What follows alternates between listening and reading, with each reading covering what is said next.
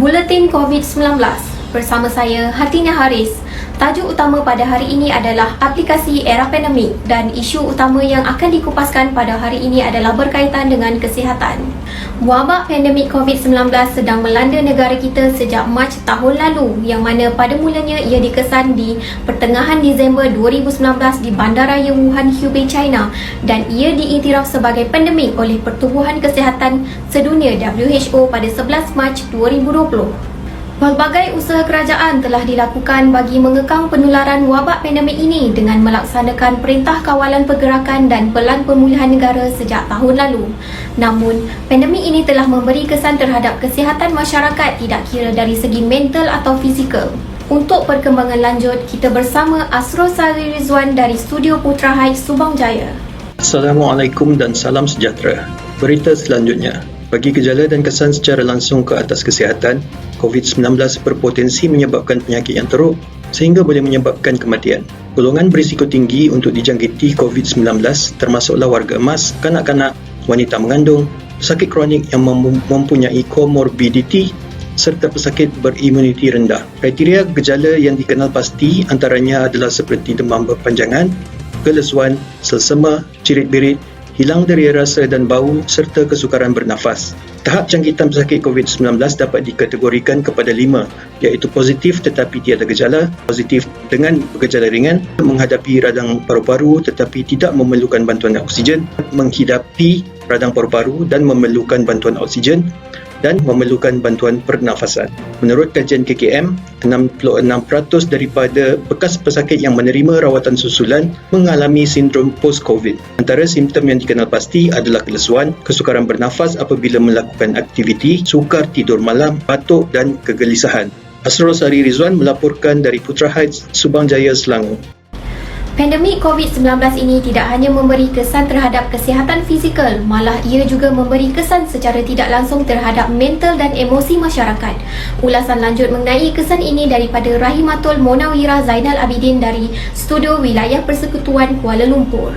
Terima kasih Nur Hardini. Pandemik COVID-19 sudah lebih setahun melanda seluruh negara turut membuka pelbagai kemungkinan termasuk isu kesihatan mental dan fizikal yang selama ini membawa stigma ataupun tabu untuk dibincangkan dalam masyarakat.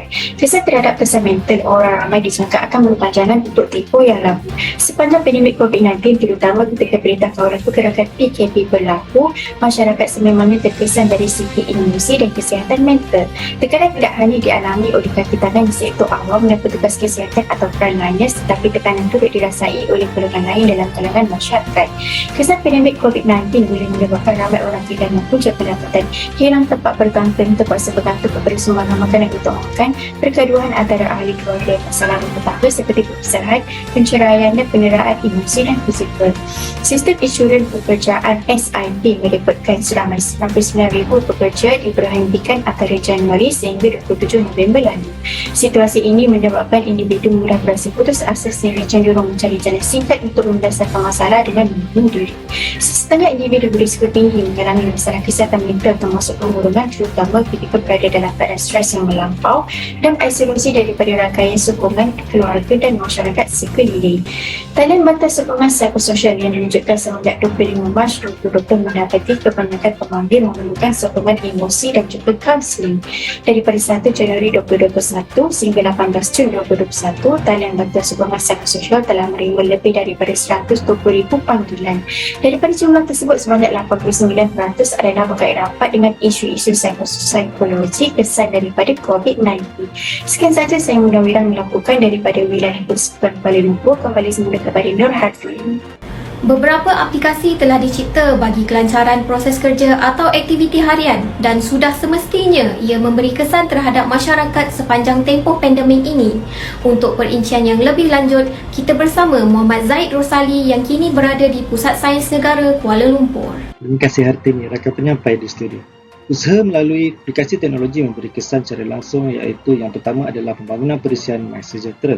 Ianya dibangunkan oleh agensi berkaitan kerajaan dan bertujuan bagi membantu pengawas penularan wabak COVID-19 dan membantu pengguna membuat penilaian kendiri serta mendapatkan maklumat awal bagi tindakan seterusnya. Aplikasi MySejahtera yang telah dikemas kini baru-baru ini memperlihatkan bahawa kita akan memasuki masa endemik. Oleh itu, aplikasi ini ditambah baik bagi memudahkan pengguna untuk menunjukkan status vaksinasi dan status risiko COVID-19 serta mempunyai butang check out untuk meningkatkan jejak kontak. Kesan kedua adalah penghasilan robotik. Penciptaan dan penggunaan robotik bagi membantu petugas barisan hadapan mengendalikan pesakit COVID-19 dan melaksanakan kerja-kerja sanitasi di pusat kuarantin. Kesan ketiga adalah penghasilan vaksin. Jenis-jenis vaksin yang digunakan atau dibeli oleh kerajaan Malaysia terdapat 3 jenis, iaitu jenis mRNA, contoh vaksin adalah Pfizer, jenis vektor virus, contoh vaksin adalah AstraZeneca, dan ketiga jenis virus yang aktif, contoh vaksin adalah Sinovac. Kesan keempat adalah produk kesihatan dan alatan sanitasi serta kit ujian kendiri.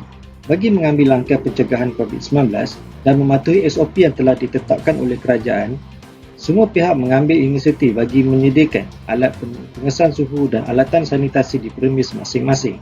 Selain itu, menjadi keperluan dan kesedaran untuk memantau tahap kesihatan kendiri dengan menyediakan alatan seperti oximeter dan pengesan suhu. Wujudan kit ujian kendiri juga meningkatkan lagi kesedaran bagi mengambil langkah awal ujian saringan kesihatan.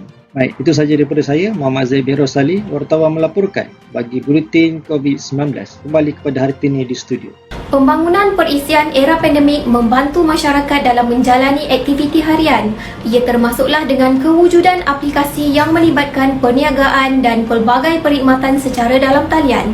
Kita bersama Tinish Supramaniam dengan maklumat yang lebih terperinci dari Studio TS. Terima kasih kepada Hartini sebagai penerbit berita. Saya Tinish dari Berita TS. Baik, saya juga akan menerangkan secara ringkas dan terperinci mengenai aplikasi teknologi kesan secara tidak langsung. Pertama, pembangunan perisian iaitu aplikasi Bendera Putih. Aplikasi ini dibangunkan oleh sebuah syarikat dalam negara sebagai usaha inisiatif keprihatinan kita bersama dengan Kita Jaga Kita. Aplikasi ini juga bertujuan memudahkan kita mengenal pasti mereka yang terdekat dengan kita yang memerlukan bantuan dan ingin memberi bantuan. Selain itu juga, penerapan kepada e-dagang dan perkhidmatan penghantaran sebagai punca pendapatan baru. Ini adalah satu tindakan yang bagus untuk dimanfaatkan. Terdapat berbagai platform seperti Shopee, Lazada, akaun media sosial seperti Facebook, Instagram sebagai medium kita untuk menjual atau memperkenalkan produk kita tanpa perlu berjumpa dengan pelanggan. Dan segala transaksi boleh dilakukan secara atas talian. Satu itu juga, pengguna media sosial dan platform video atas talian sangat membantu untuk merapatkan hubungan yang jauh meskipun tidak dapat berjumpa secara realiti hanya di maya. Akhir sekali, sokongan dan khidmat nasihat melalui telefon dalam talian. Ramai di kalangan kita yang terjejas disebabkan pandemik COVID-19 yang tidak hanya kehilangan pekerjaan, bahkan boleh mengganggu kesihatan mental juga. Agak suka ketika ini untuk kita dapat berjumpa terus dengan kaunselor untuk mendapatkan kaunseling. Namun dengan kemudahan talian, kita dapat menghubungi nombor agensi berkaitan untuk mendapatkan khidmat, nasihat dan bimbangan. Ini sahaja untuk kesan secara tidak langsung dari Berita TS. Perkembangan segmen santai. Pandemik COVID-19 ini juga tidak lari daripada menghadapi cabaran yang melibatkan pandangan masyarakat terhadap kesan vaksin kepada manusia dan ia mendapat tempat di kalangan masyarakat sehingga terdapat segelintir masyarakat yang tidak mahu divaksin. Selain itu, cabaran yang dihadapi adalah tekanan keuangan dan ekonomi yang semakin terjejas di era pandemik ini. Untuk perincian yang lebih mendalam, kita bersama Muhammad Sahir Johari dari Studio 3 Kuala Lumpur. Terima kasih Hartini dari Berita. Saya Muhammad Sahir bin Johari dalam segmen Santai. Terdapat cabaran dalam aplikasi teknologi yang telah diinovasi dalam era pandemik ini, di mana salah anggap terhadap vaksin telah mengakibatkan kepercayaan bahawa vaksin menyebabkan kemandulan manusia. Juga terdapat kepercayaan vaksin boleh mengubah DNA manusia, bahan kimia di dalam vaksin COVID-19 berbahaya kepada manusia, vaksin pneumonia akan mencegah COVID-19, vaksin boleh menyebabkan autism. Dan seterusnya dalam aplikasi teknologi adalah tekanan kewangan dan ekonomi, di mana terdapat kesan penggunaan platform e-dagang kepada industri peruncitan konvensional. Yang demikian telah mengakibatkan kekangan kewangan untuk menyediakan peralatan pencegahan dan pengoperasian di era pandemik ini. Kali segmen santai akan membawa anda kepada hubungan agama dan manusia. Agama adalah penting dalam pembentukan peribadi manusia yang beretika mulia. Oleh itu, mengikut kepada Hasan Basri Jumin, agama dan sains adalah saling melengkapi dan manusia juga beriman dengan dasar-dasar sains.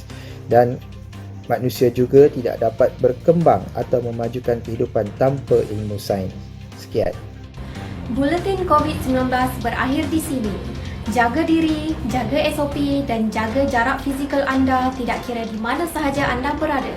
Pesanan ini ikhlas daripada saya, Hartini Haris. Assalamualaikum dan salam hormat.